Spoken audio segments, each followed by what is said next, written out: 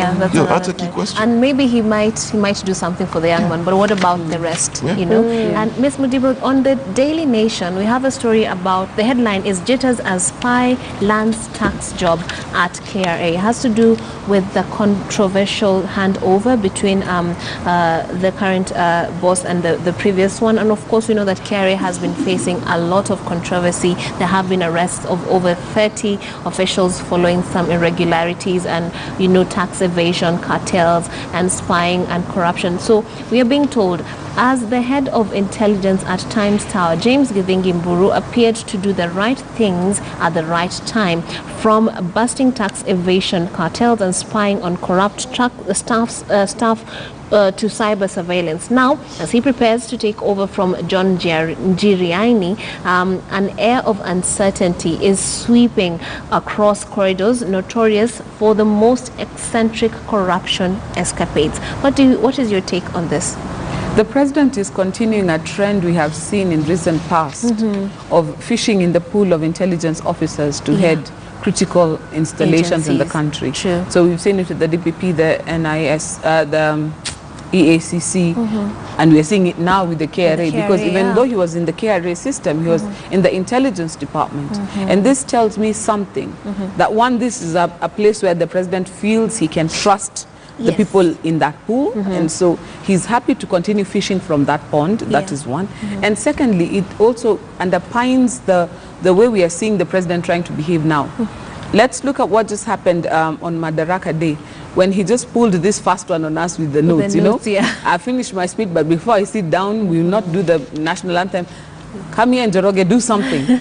So he's employing stealth. He's employing tact. He's trying to think things through and do the surveillance before he puts somebody in place. And I'm looking at Gadhi's rise to the Commissioner General, and it's one of those things that tells me the president now wants to work smarter, even in an institution like the KRA.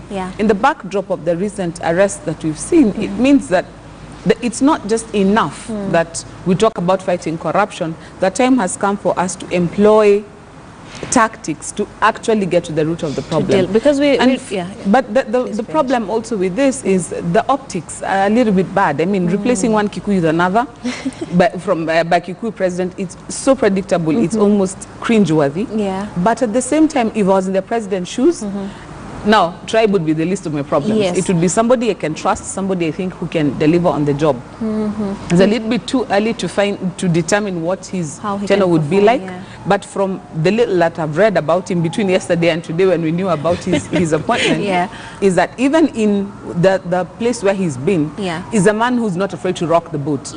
So the KRA officials should be ready for some disruption in some of the little cartels, because it seems like it won't be business as usual. And he seems to have a no-nonsense approach to some of these vices that KRA has been battling with for years. Mr. Bichachi. Well, one of the key things that this country needs is we are the kind of people who need Matiangi everywhere. We are the kind of people who need a disciplinarian everywhere. And the only way to change things, the only way to change things in this country is to show up and just create all manner of rules and new regulations and rock the boat. And you see the problem with the Kenyan boat, it only moves when it's rocked. You understand? And that's just the reality. So the president in selecting an outsider and surprising people at that, it's part of the strategy that seems to work in this country. And the only hope that we can have, as you see Haji, you see the new EACC CEO, you see Kinoti, you see all these people, we just hope that these institutions will have enough institutional memory to carry on, because one of the biggest problems we have in this country is we default to 1992 very easily. That's a problem.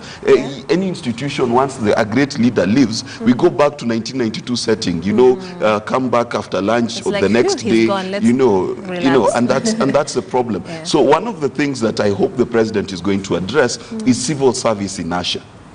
Civil service keeps reverting back to old patterns whenever changes happen. You know, it's true of mobile clinics, it's true of whatever changes that we've made. So the inertia is what he'll need to address most. And I think for me, anytime he puts up an outsider, and the appointments the president has made in the last 1 year or so in these institutions have paid dividend. So I'm going to trust him on this one as well. What about the sentiment by Ms. Mudibo about the replacing one Kikuyu with the other? Well, let me tell you something. If there is something that we need to fix in this country, is last name sensitivity, right? Because if one more Kenyan asks me where the church is coming from, I might slap somebody. Because what does it matter? You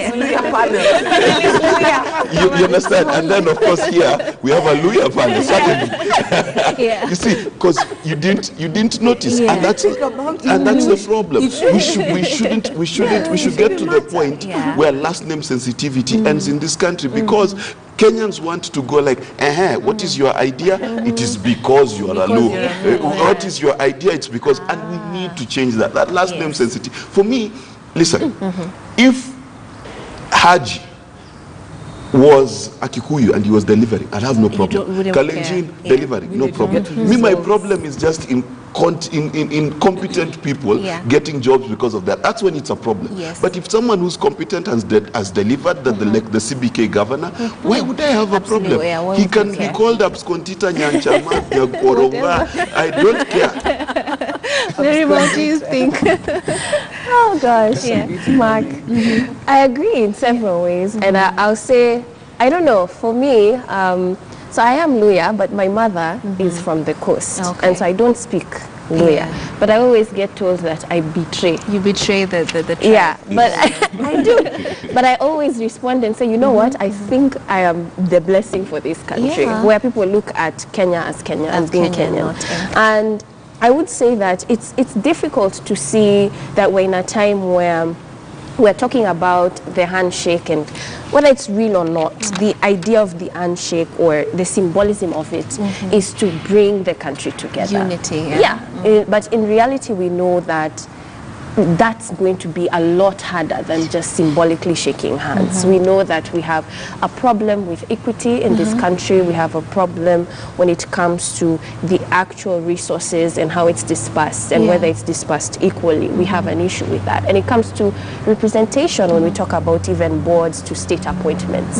And so if we were going to have an honest conversation as a country, we would say that it's unevenly distributed, and there are communities who feel that it can be done better, and it needs to be, because if we live in a democratic society, as our constitution says that we're supposed to be living and we're supposed to be following, we're actually not.